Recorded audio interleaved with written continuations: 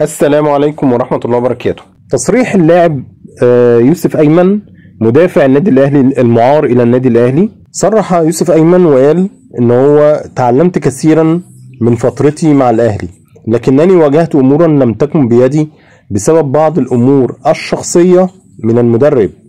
تصريح قوي جدا، وبيكرر نفس المشكلة اللي حصلت مع قفشة ونفس المشكلة اللي حصلت مع كهربا، إن كولر عنده فعلا مشكلة كبيرة جدا مع اللعيبة او بعض اللعيبة اللي بيكون ممكن يكون هو ما اختارهاش ومفروضة من لجنة التعاقدات او السكاوتنج في النادي الاهلي، فبالتالي بيعاند وفعلا عايز يثبت وجهة نظره.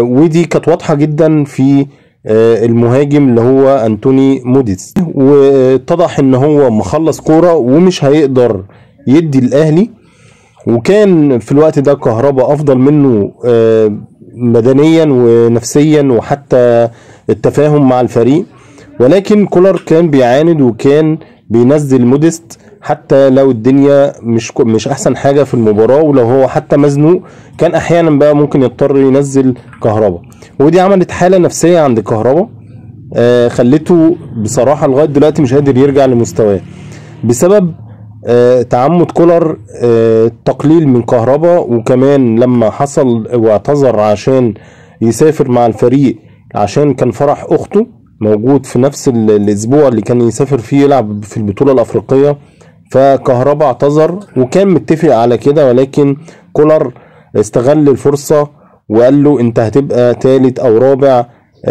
في ترتيب المهاجمين في النادي الاهلي. وواضح ان هو بيدي الثقة لبعض الناس زي امام عاشور، مهما كان مستواه وحش هو امام عاشور بالنسبه له نمبر 1 لازم يلعب. احيانا مع الضغط زي ما حصل هجوم على امام عاشور وكده كان بيرضخ شويه ان هو يهدي من الموضوع ده او من التعاطف مع امام عاشور، ولكن بيرجعه تاني في اسرع وقت. كولر عنده مشكله في حته التعاطف مع بعض اللاعبين والعند مع بعض اللاعبين، لان ده مش اول تصريح يتقال ضد كولر، وغالبا كل اللعيبه مفيش لعيب فيهم طلع وفي اي برنامج الشحات كهربا قفشه حتى امام عاشور نفسه ما طلعش شكر فيه، طلع اتكلم عنه عادي لكن ما شكرش فيه بمعنى اللي هو بيمتن ليه جامد. يعني كولر عنده مشكله نفسيه والتعامل بتاعه مش احسن حاجة من الناحية النفسية مع اللعيبة ومن ناحية كمان الاجتماعية، وما بيحافظش على بعض اللعيبة بيتعمد فعلا يضرهم او يأذيهم، ودي برضو كانت مشكلته مع ايمن اشرف.